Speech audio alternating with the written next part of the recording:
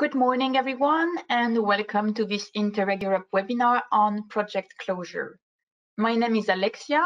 Some of you watching us might already know me, as I am working as a finance officer within the Joint Secretariat. I will be your host today throughout the different sessions, but I won't be on my own, as I will be joined by few colleagues, obviously in full respect of social distancing. I will now introduce you to them. And they are supposed at this moment to turn on their camera while I say their name. So with me in our offices in Lille, there is Aleksandra, also working within the finance team, who will be the one delivering a presentation and answering your question in the last part of the webinar. Also from the finance, also from the finance team, there is Alexis, teleworking from his flat in Lille. Here he is, who will be the one monitoring the activities on the chat. And we also have someone from the policy team, Etienne, who is teleworking from Brussels. And so if ever you've got any question, not specifically related to finance, but more related to the closure of your activity, Etienne will be there for you. Obviously, we are also supported by our colleagues from the communication team who have been dealing with all the logistics, and we would like to thank them for this. Today's webinar will be split into three sessions. So the first session will be a 15-minute long presentation delivered by Ola. Then we will have a pre-recorded video between Camille, one of my colleagues, and an experienced consultant who has been working for, who was working for a lead partner. So this will be a 9-minute long video, and we will end this webinar with a live Q&A sessions. So just a little housekeeping before we get started. Let me talk you through the basic features of this webinar tool we are using so that you can get the most out of it. On the right-hand side, you have a menu where you will find 3 useful features: handout, attendees, and the question box. Under handout, you will find today's PowerPoint presentation if you want to download it for reference. In case you are interested to see who else is also attending this webinar, you can check into the attendees box. And finally, and this might be the most important features, if you have any questions or comments during the webinar, feel free to type them in within the question box. We will bring up these questions received during the live Q&A session at the end of the webinar. And please note that any questions left unanswered will be covered in the follow-up email we will send you before the end of this week. This webinar is intended to last up to an hour, and most likely will last a bit less than this, unless we receive many questions. As you can see, we are live, so we will excuse ourselves if there is any technical issues. There should not be any. But we are also recording these webinars, and we will upload the video on our website as soon as the video is available. So I now leave the floors to my colleague Aleksandra, who will present you the main point about project closure. Hello, good morning again. It's wonderful to see so many attendees in front of the screens with us today. Today we wanted to tell you, to present you in a short way all that you need to do as a project partner and as a lead partner to successfully close your project. I think we have with us today projects closing in December, but also projects closing in March. So let's see what are the requirements for the closing projects. So first of all, please remember that the end date of your project is the cutoff date for all your costs and activities. So all costs have to be paid, debited from your accounts and all activities must be finalized by the project's end date. This is why we have been telling you from the beginning of your project, and this is also included in our program manual, to dedicate the last 3 months of the project to the administrative closure, not to organize any content-related activities close to the end of the project. This is also related to the fact that the submission date of your last progress report is the project end date. So you remember from your previous reports that after the end date of the semester, you still had the 3 months to be able to report the costs. This is not the case now. With your last progress report, the deadline to submit the last PR is the same as the project end date. You need to also remember that all activities, I said all activities have to be finalized by the project end date. This means that if any activity hasn't finished by that time, the cost for that activity cannot be declared, even if it was paid before the end date. So for instance, first level control, if it happens after the end date of the project, even if you have made an advance payment to your first level controller, the cost is not eligible because the activity happened after the project has already ended. How to ensure that you manage to finalize all your activities and report all the costs by the project end date? Well, simply be prepared and plan in advance.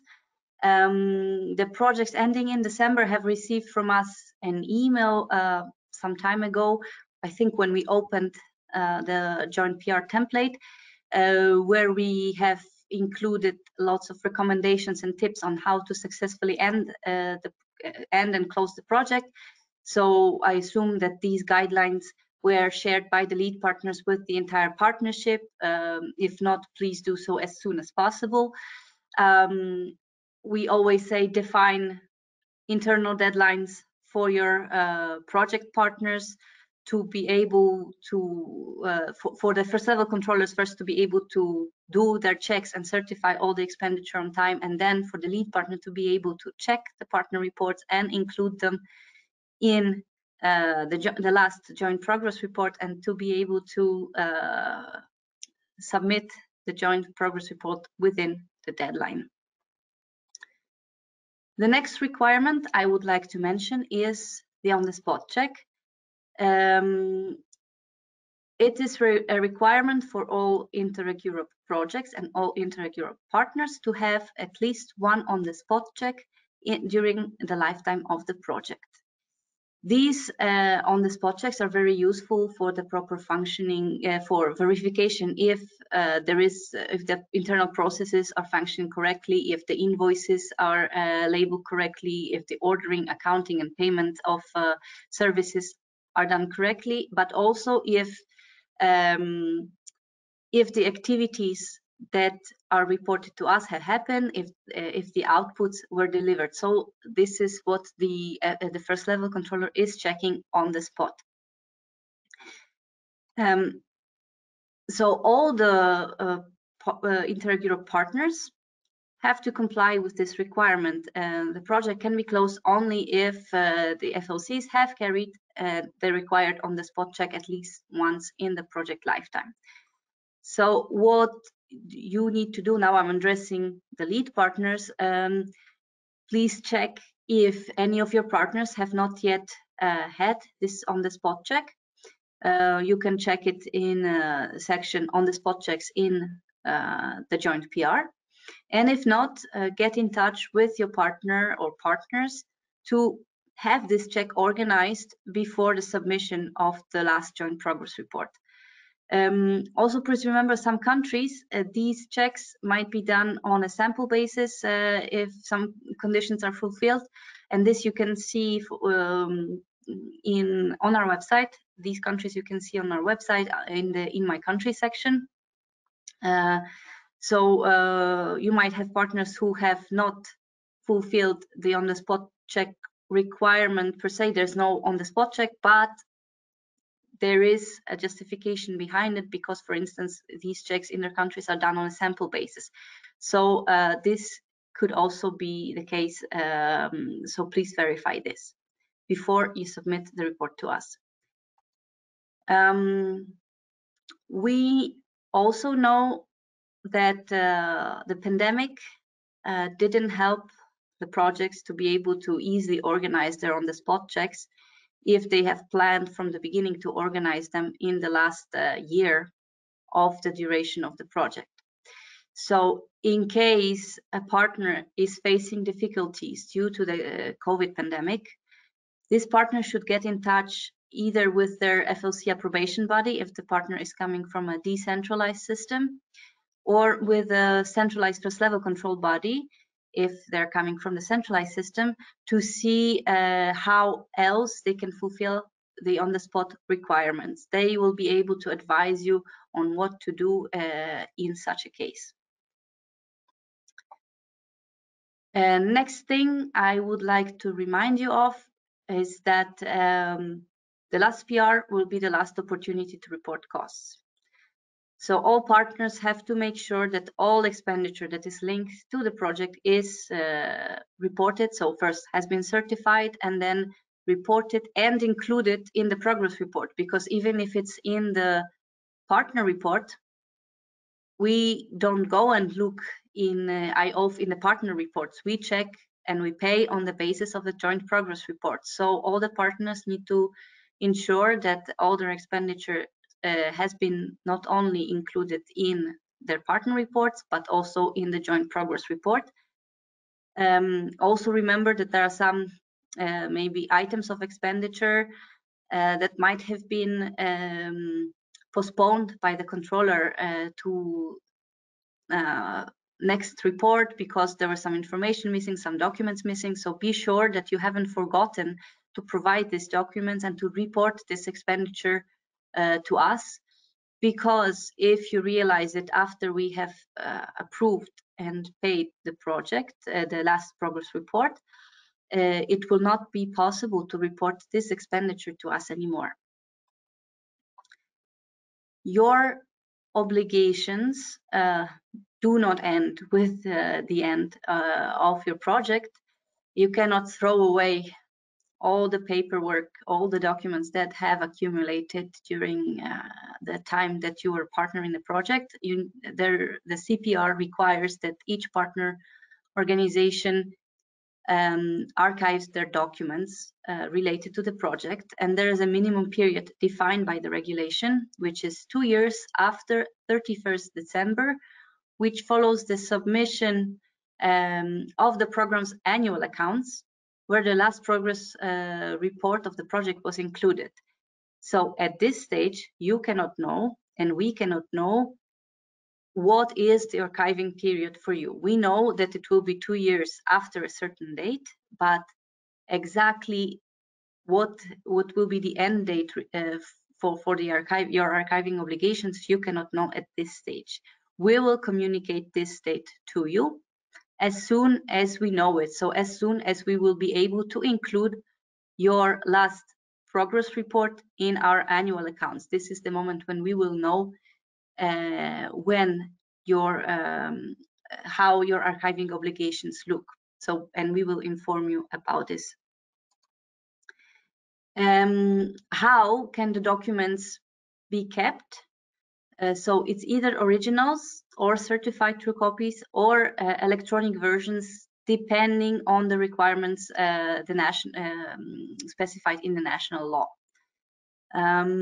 Please also remember that the 2 years after inclusion of your report in our accounts, this is only the minimum requirement specified by the CPR. There is possibly in your country a longer archiving period required by a national law, and you have to check it, and you have to also take this into account.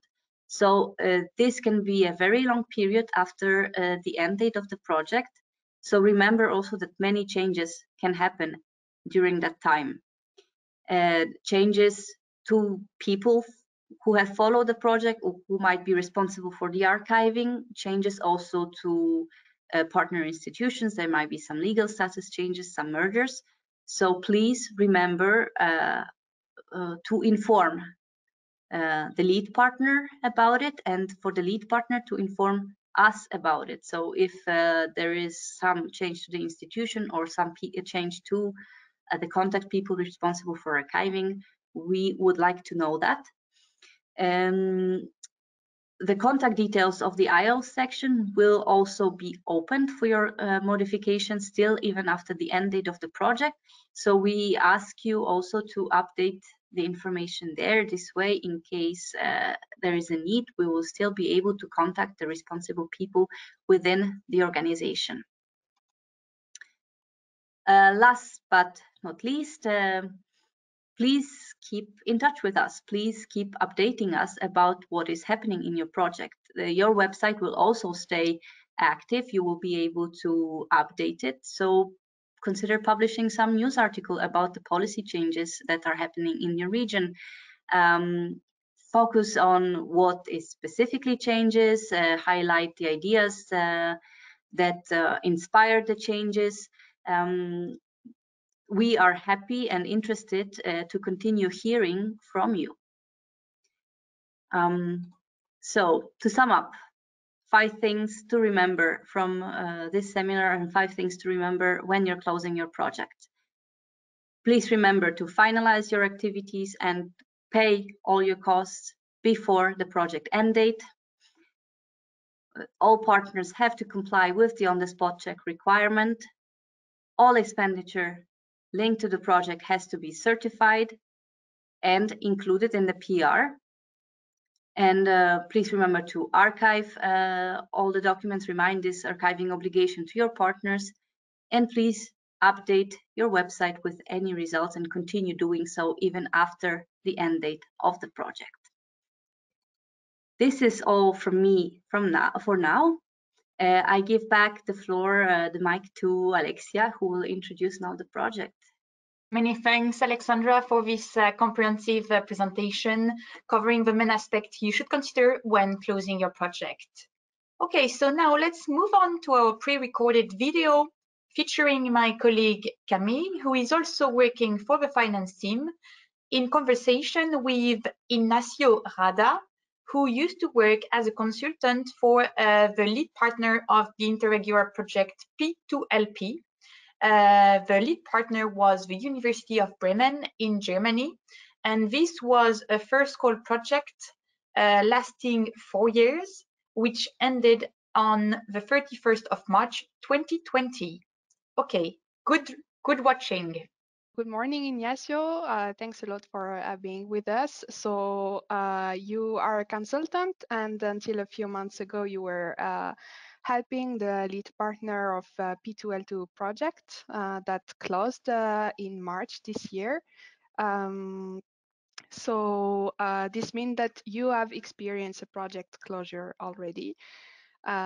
Which is a very good thing, because we are now having more and more Interreg Europe projects that are facing the end of their projects. And sometimes we receive a lot of questions, and you already have this experience. So the first question I would like to ask you is, did you, when you closed P2L2 project, face any challenges or any particular situations that were a bit difficult to handle, or was it rather smooth? Well, thank you first of all for inviting us to share our experience. It was quite smooth, the preparation of the final report, but of course, we also had to face some challenges. We thought that we have planned everything for a smooth closure. We realized that one of the partners never carried out an on-the-spot check, for example, and then we had to revalidate this particular financial report.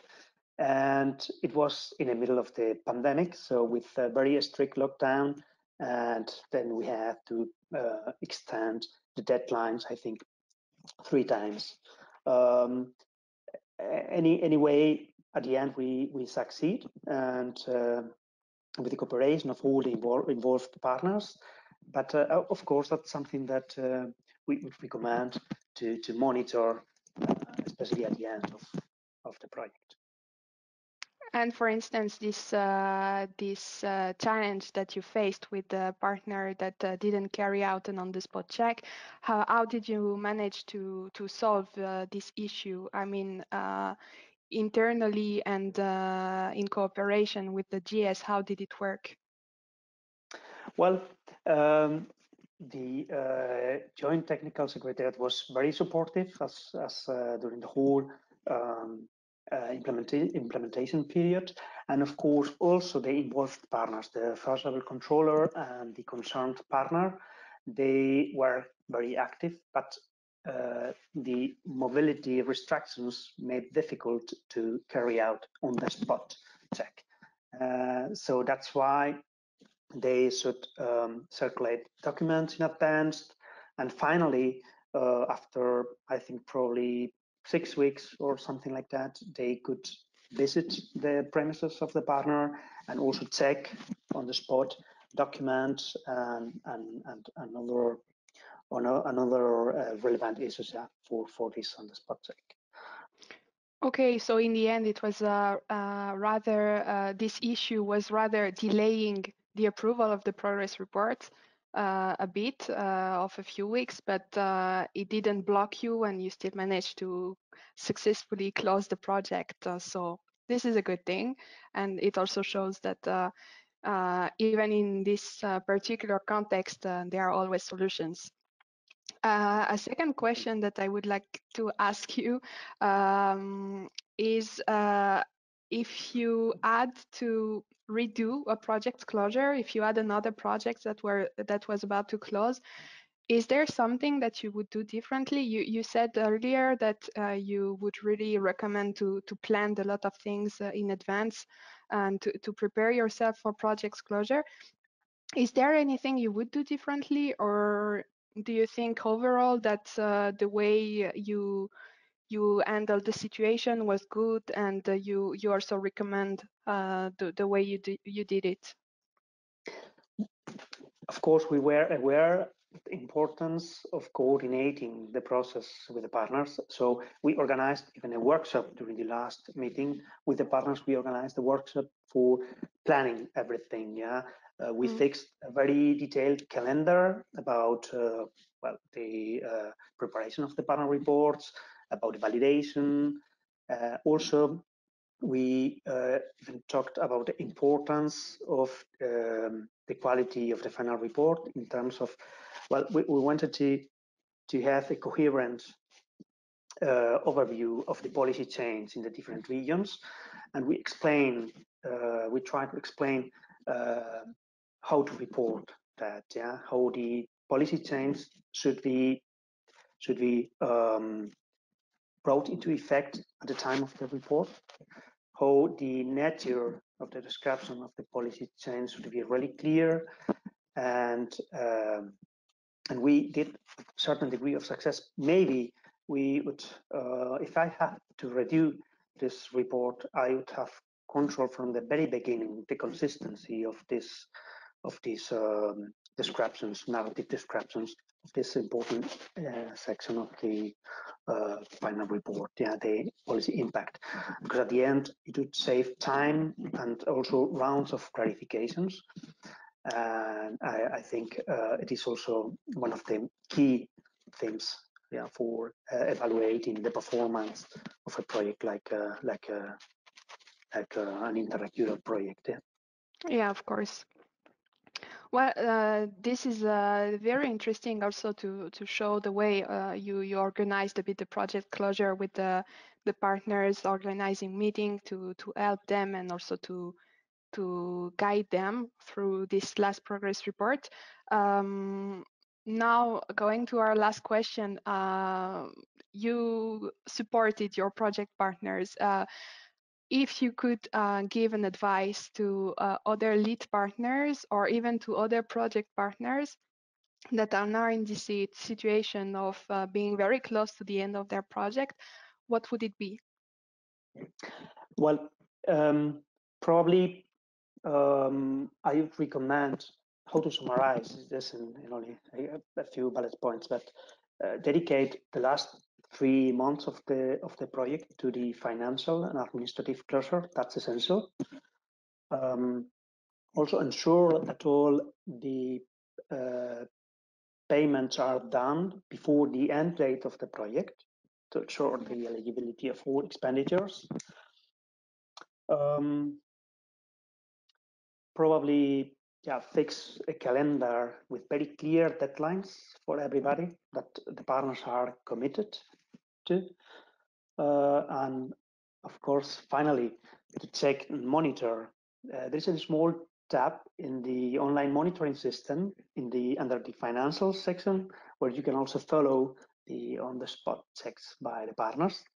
And I would strongly recommend to check that small tab. And I think we were very lucky with a very committed partnership, also competent and willing to observe the deadlines. But if you don't have this luck, maybe a little bit of gentle pressure to the partnership always helps. Yeah. Okay, well, thanks a lot, Ignacio, for these tips and for sharing your experience with us. I think this is going to be very helpful for all our other projects. Thank you for inviting us again, and I hope this experience also serves the other. I wish everybody very good luck. I'm sure it will. Thanks a lot. Thank you. Very good. We hope you've enjoyed Ignacio's experience and that you will take the most out of this video. So we are now slowly going towards the third and last sessions of this webinar, which is the live Q&A session with my colleague Aleksandra, Alexis, and Etienne. And we hope that you have taken the time to type in your questions and comment in the toolbox you've got on the right-hand side. Okay, so now I'm turning to Alexis. So Alexis, are there any questions by the audience? Yes, we received a lot of questions actually, so pretty interesting from the partners and lead partners. So I'll start, I think, with the elephant in the room, because we received a lot of questions about FLC cost for the last report. So Ola, the main issue seems to be, how can I do to include the FLC cost for the last report? Like, can I do an advance payment? Are the FLC costs paid after the end date of the project ineligible? I mean, how should I do to get those FLC costs included in the last report? So I'll start maybe with the last question. Are the FLC costs paid after the end date of the project ineligible? Yes, they are ineligible, as all expenditure that is paid after the end date of the project. So FLC costs paid after the end date of the projects are also ineligible. They have to be paid before the project end date. Also, the first level control has to happen before the end date of the project. So an advance payment and then the check after the end date of the project is also ineligible. So how to do it? It is possible. You plan your first level control ahead, and then your FLC does the check. You pay the invoice, the money is debited from the account, and at this moment the FLC can simply certify, click in IOF, technically certify your report. But for this you need to plan ahead, and this is possible. Okay, so this is why we are really recommending the partners to dedicate the last 3 months to the closure, so that they can take care of this important task. Okay. Now, another question, because I think that you covered pretty much everything for the FLC. Yes, Robert is asking whether the 31st of March 2021 is the deadline for the report to the FLC, or the deadline to submit the last joint report to the JS? So I reckon it's a 60-month project, which ends 31st of March. So the end date of the project is the date of submission of the joint progress report to us. So you will need to submit the report to the first level controller much earlier to certify your costs. Mm-hmm. Okay. Chiara also has an interesting question about archiving. So I'll give it to you. How can the lead partner be responsible for partners who do not comply with the requirements in archiving for the correct period of time, or not communicating the administrative changes in staff and or status of the institution? The lead partner cannot be responsible for this. We just share with you as a lead partner the requirements that each partner has to comply with. And then the archiving requirement is on the partner. The lead partner doesn't take the responsibility. You have the responsibility of informing your partners and ensuring that they know what they will have to comply with. You as a lead partner, you don't even know what might be the additional archiving requirements in each of your partners' countries. So this is on the partner. They need to ensure that they are archiving their documents according to the law, according to the CPR requirement, but also according to the national laws.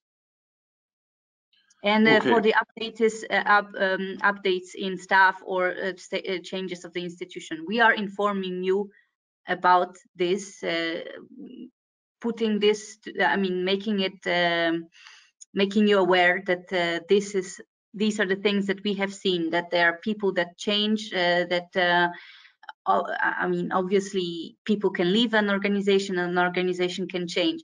And we are asking you and asking the partners to help us to keep track of these changes, because in case we need to contact you later on, this helps us a lot to keep to be able to stay in touch with you and to contact you. Again, we have no way of penalizing the lead partner or the partner if they are not doing this, but it makes it much easier for us and also for the partner later on if there's a need for us to be in touch and for the archives, for instance, to be checked. Okay, good. There is another question still on archiving from Noya. She's asking, has all the information from myElf to be also archived? When we are saying archive your documents, we mean your documents, the invoices, the contracts, everything, your supporting documents that you have used for declaring your costs. myElf will stay active until the program is functioning, and then sometime later on, and then we will archive the system. This data, unless there are some institutional requirements on your side, you have it in myElf, so it's there.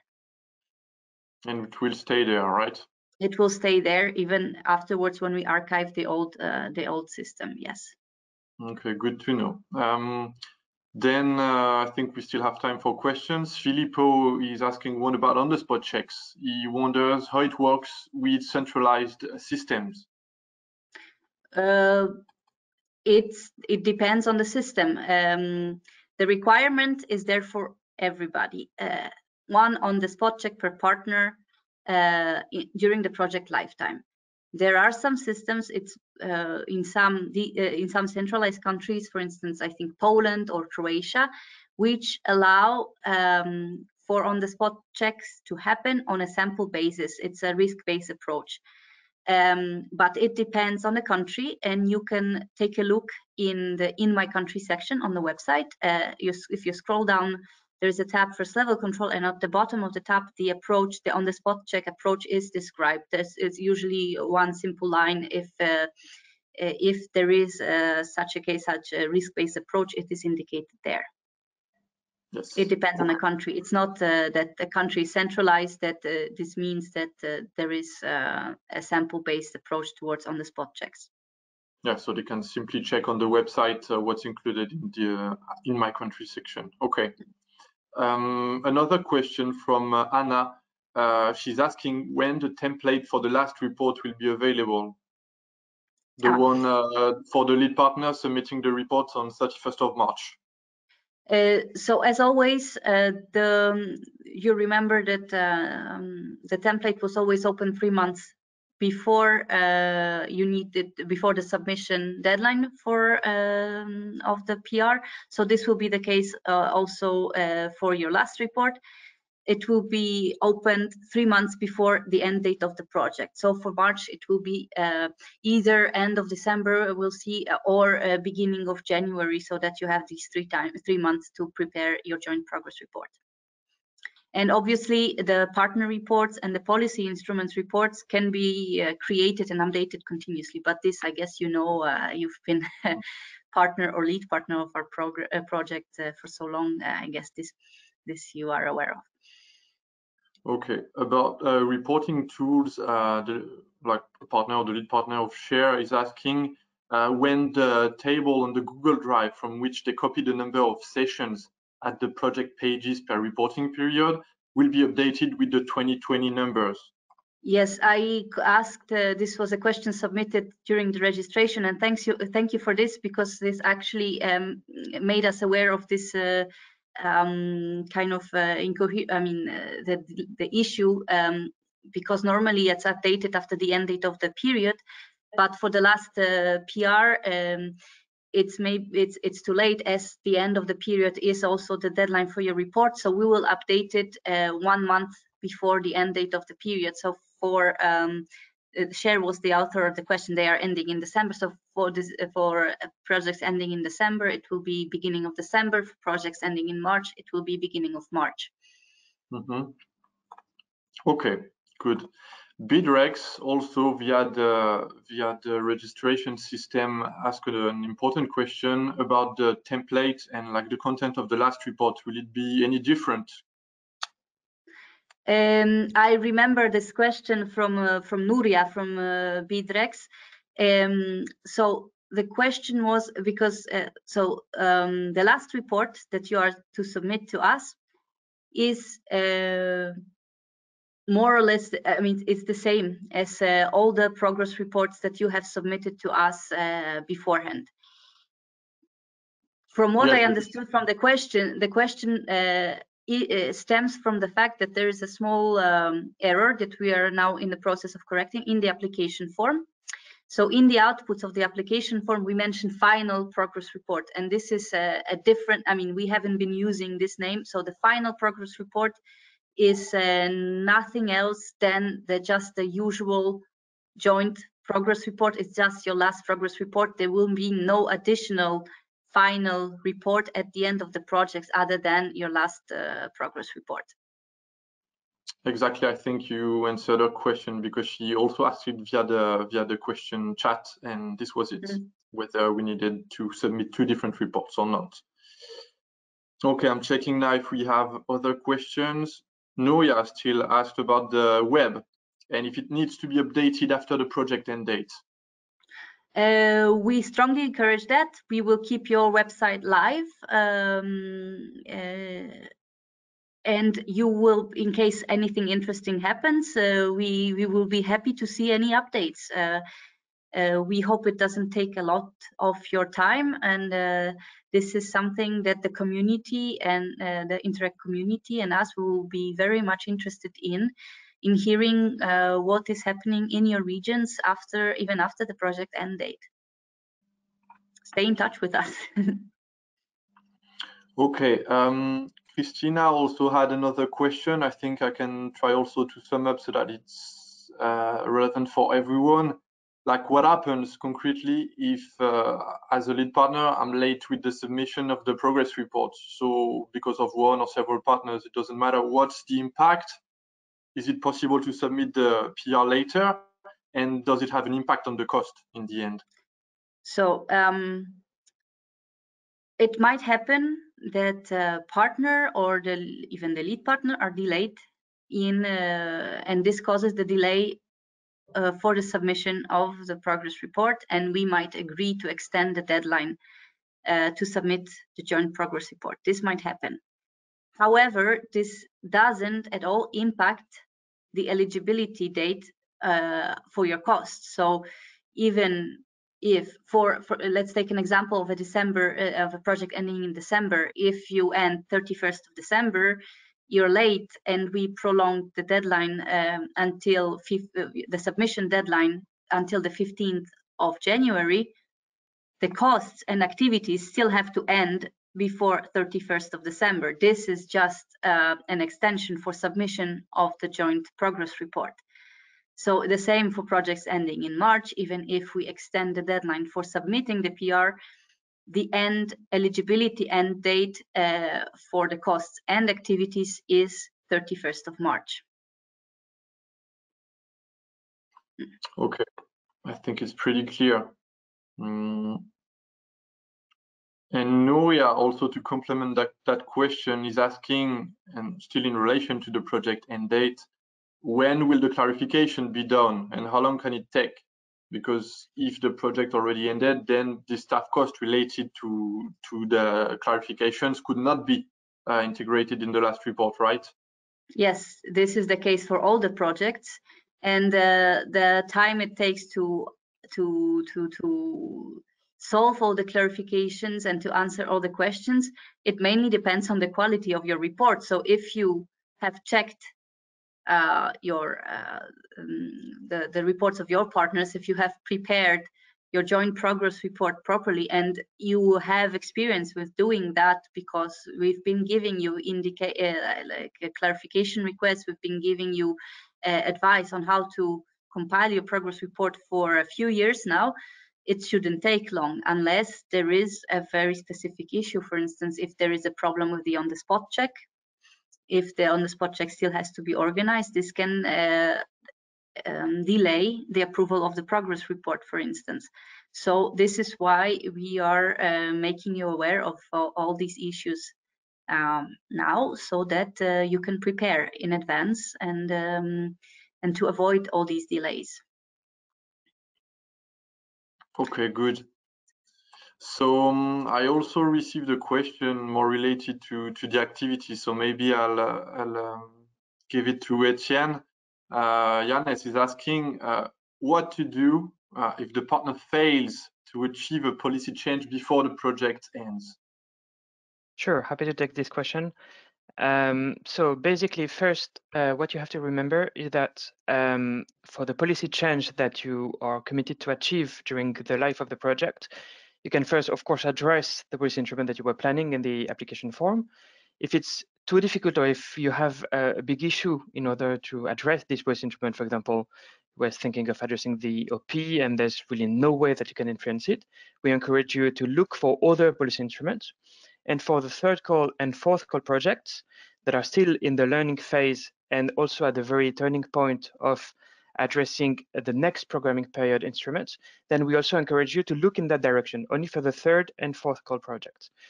That is said, if with all these opportunities, the one that you were planning in the application form, or the ones more locals, or even the one from the next programming period, if you don't manage to influence or to achieve any result for any of these policy instruments, then of course we will expect you to provide a little bit of explanation in the final progress report and to explain what were the reasons why you could not achieve and what are actually still the results, or actually the steps that you took in order to get into that direction, and things that you were not able to achieve, but maybe something to look forward for the future in the coming years, so the learning can really be useful.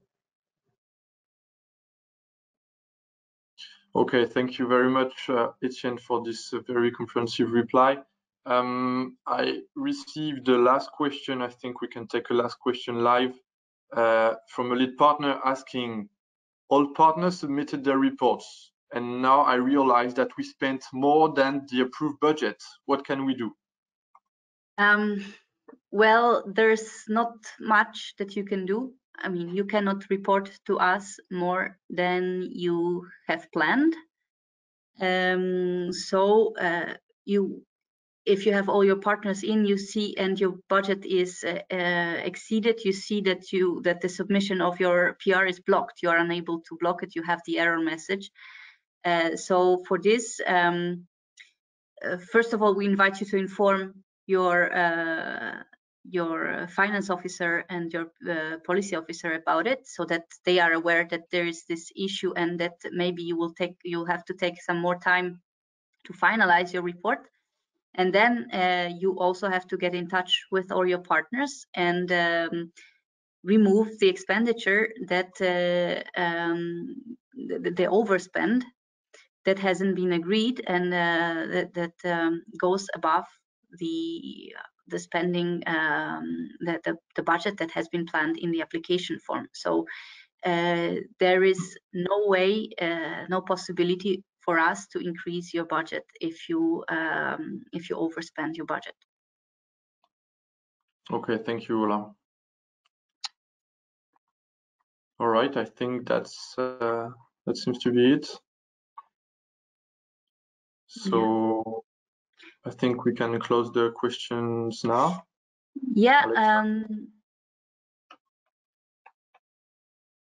Okay, well, many thanks, Aleksandra, Alexia, and Etienne for this live Q&A sessions. It seems that this topic has triggered many questions from the participants, and I'm not sure whether we have covered all the questions typed in within the question box, but no worries if your question was left unanswered. As I said at the start of this webinar, we will compile all the unanswered questions into the follow-up email you will receive in the upcoming days. So it's now time for me to wrap up. So thanks again for joining us today. We invite you, yeah, there was a bit, yes, we wanted first to do this last slide about what you should take away from today's webinar. And I don't know, Ola, if you want to say a word or whether this is self-explanatory. Why not? Let's just mention the 5 points quickly again. So just remember, finalize and pay all the activities before the end date, perform all the necessary on the spot check, certify and report all the expenditure. There will be no possibility to report expenditure after we approve your last progress report. Archive all project documents according to the regulation and to your national laws, and remember to update your website with any interesting result. So that's it from us. Very good. So now that this webinar is coming to an end, we also would like to remind you about our upcoming events. We've got 2 coming up, both obviously online, considering the circumstances. And for the 30 Stories event online, we are welcoming your vote. So don't hesitate to cast your vote. So as already said, this webinar has been recorded, and we will provide you with a link to watch again this video in the follow-up email you will receive from us. Also, do not hesitate to scroll through our program website and also read through our program manual, which are always very valuable resources for information you may seek. Last but not least, if you could spare a minute to fill out our survey, which will pop up once we close the event, we would be most grateful. Okay, so once again, thank you very much. Thank you very much for joining us. Take care of you in these circumstances, and we wish you all a good day. Thank you. Thank you. Bye. Bye. Thank you. Bye.